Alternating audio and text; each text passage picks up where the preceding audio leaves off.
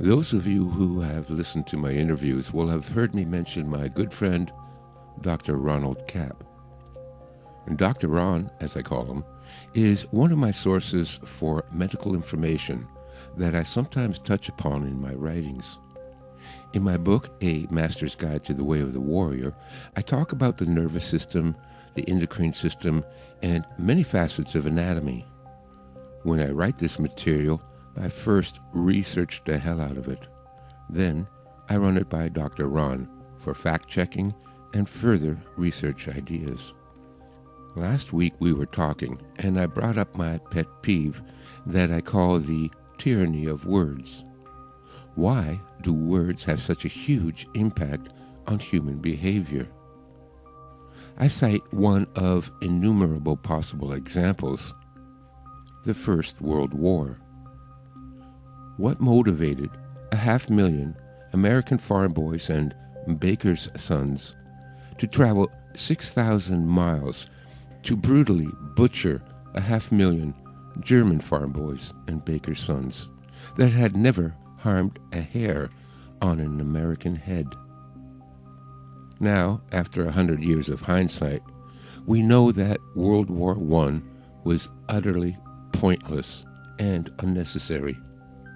All that death, blood, gore, pain, suffering, amputations, disfigurements, blindness, sadness, broken families, alcoholism, depression, morphine addiction, PTSD, not to mention all the taxpayer money that was stolen, was all for nothing. Nothing for the average American, but for the bankers and the military corporations, it was a bonanza of riches, and they got to ram through a form of legalized robbery never imagined before: income tax. Why? Because some psychopath stood on a podium and spoke words into a microphone, and then some psychopaths printed some words in a newspaper. Well, our talk inspired Dr. Ron to find an answer, and a few days later, he sent me the following essay. Now, it's a little on the technical side, but afterwards I will offer a summary and show how it ties into spiritual training and discipline. The Tyranny of Words by Dr. Ron Kapp, MD. I have often wondered why humanity's history is filled with stories of war after war after war. Why can we not have world peace? I now know a logical answer to that perplexing question that has baffled philosophers, politicians, and often even the common man on the street. I came to this answer in a moment of insight. I study the human brain for a living. The human brain, that 2 pounds of complex, interconnected, synaptic, gelatinous mass filled with neurohormones that still baffles and confounds modern science.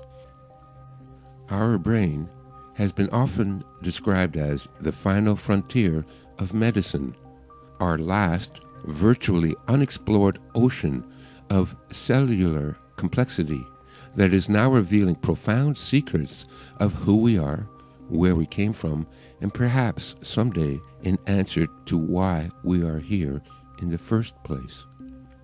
Mankind evolved over millions of years, from the most primitive slime to the most complex synergistic physiology ever imagined.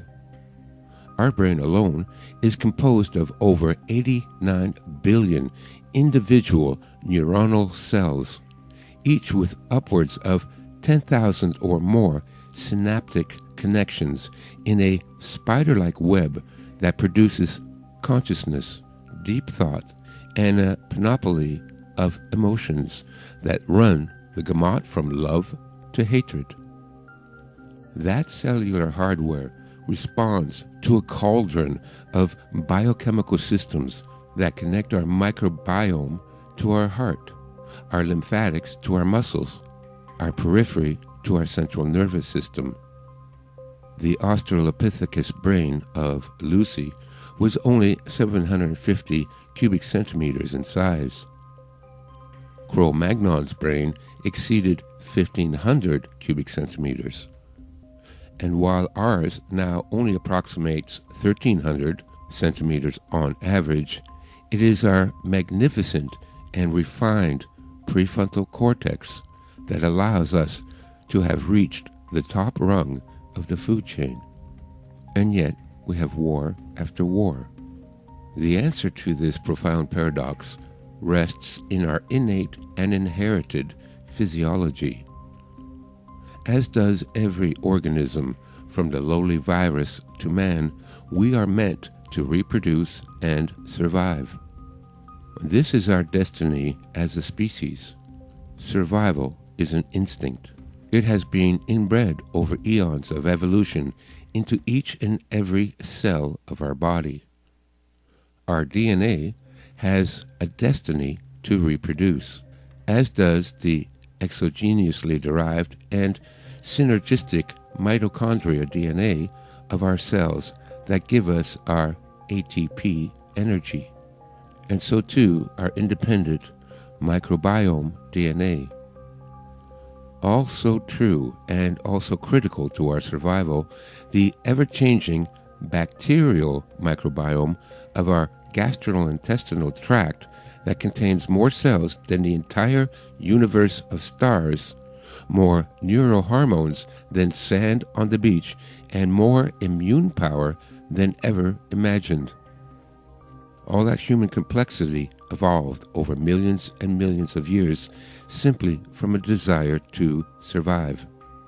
And the primitive control mechanism resides in a part of our brain known as the limbic system, the amygdala.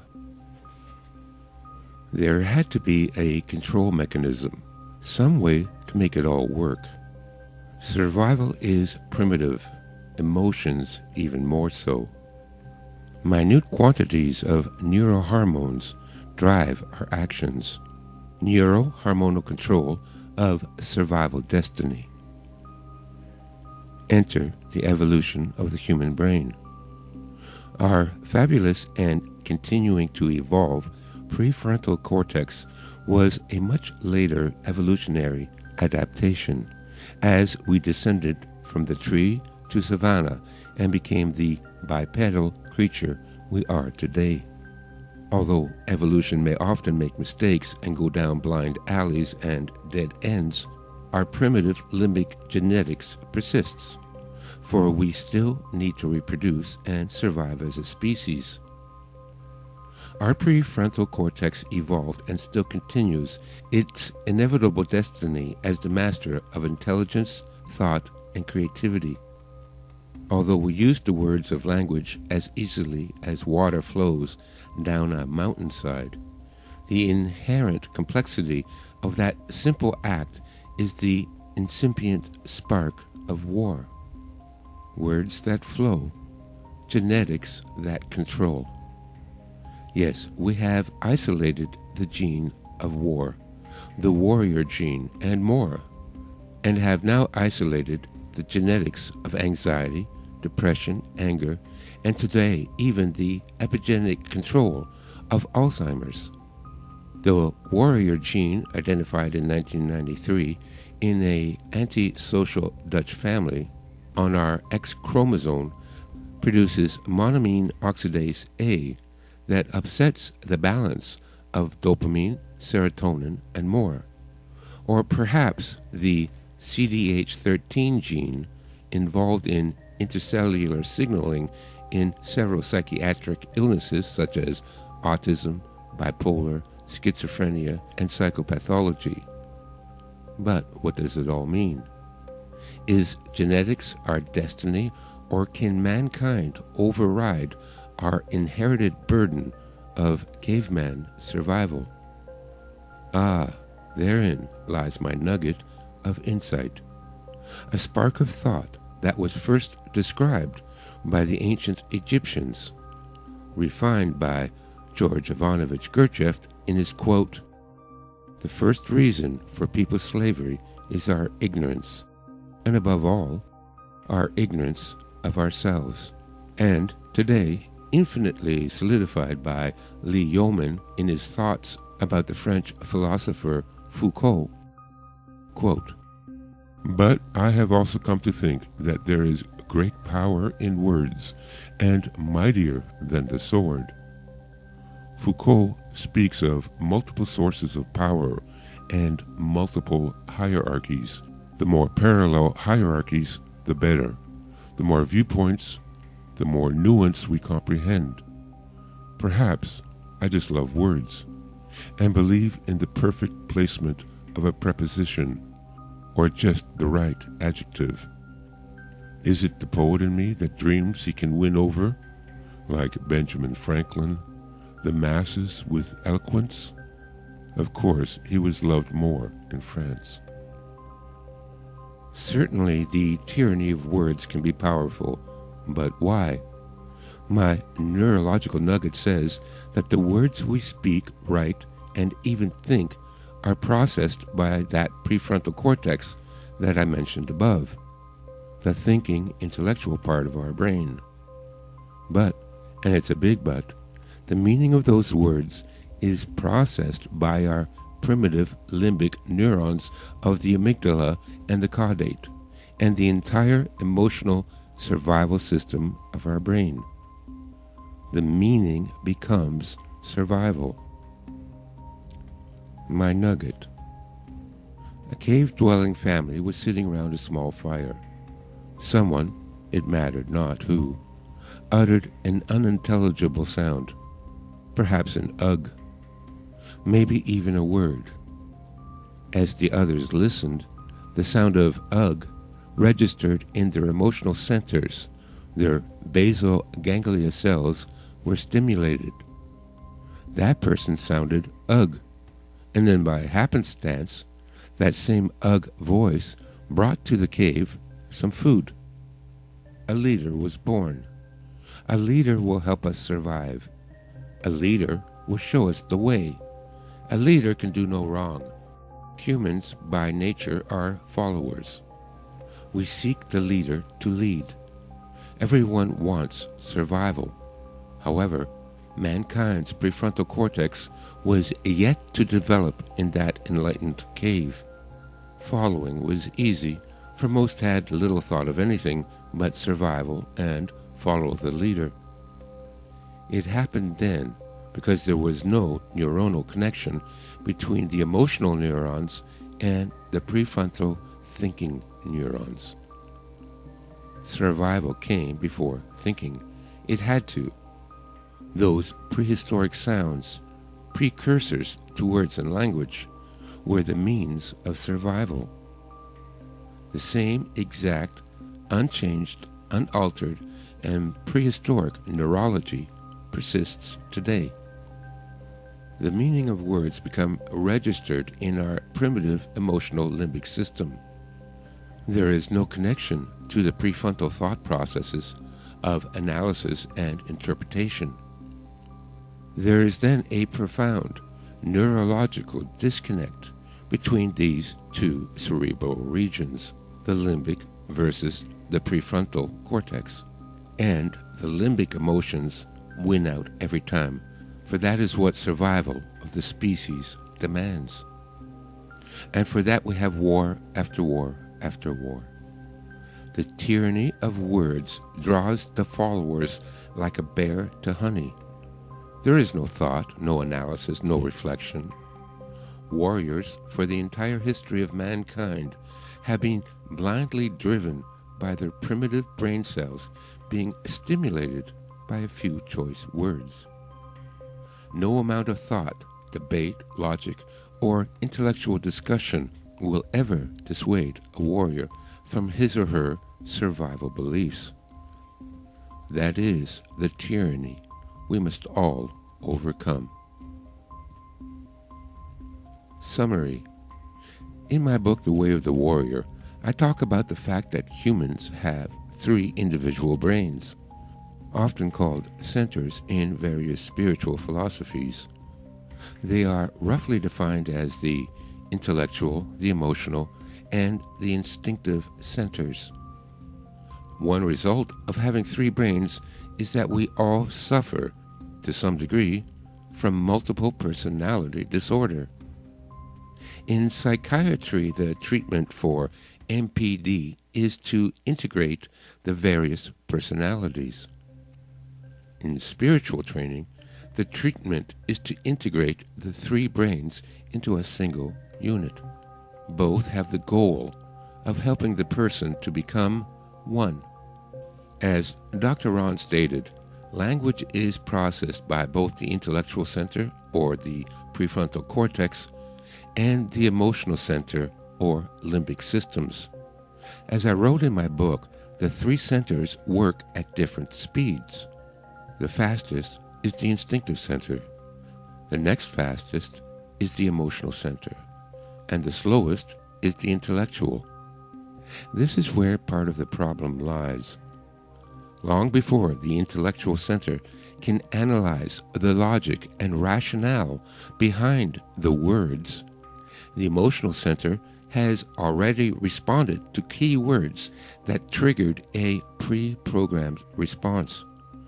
This is often called a knee-jerk reaction, and why people lose their temper. The programmed response is so intense, it drowns out the input from the prefrontal cortex. It short-circuits the ability to think clearly. This fact is the basis for the combat strategy of antagonizing your opponent. If your enemy is enraged, he can't think clearly and won't see the ambush, the trap, or other subtle strategy you are using. Fear, anxiety, and stress are other programmed responses that will affect your ability to think. This is why our governments and their media propaganda divisions are constantly promoting fear porn. By inducing constant fear, our governments hope you will not be able to think rationally and figure out that we are ruled by psychopaths intent on our slavery. There is one more piece to the puzzle of human behavior. In my chapter on visualization, I cite the well-documented research that shows the brain cannot differentiate between external sensations and internal visualization. There is a slight mistake in this statement. It's not the entire brain that cannot differentiate it. It's the limbic and nervous system. The prefrontal cortex can. This is why visualization works. The intellectual center can create images that can train the emotional responses because the limbic system interprets the imagery as reality.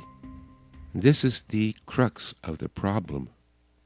Unless a person has self-awareness, words are reality.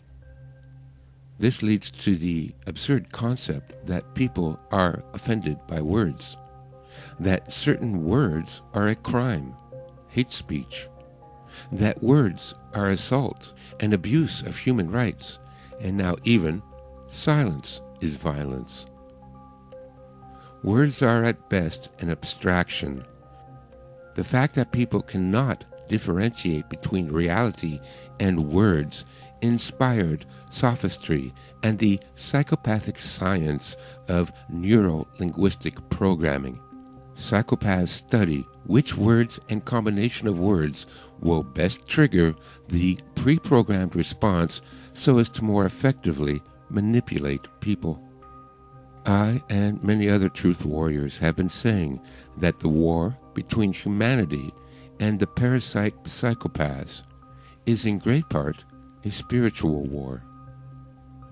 Unless you follow a spiritual path that seeks to integrate the three centers, that seeks to make you one, you will always be a victim of lies, propaganda, and manipulation.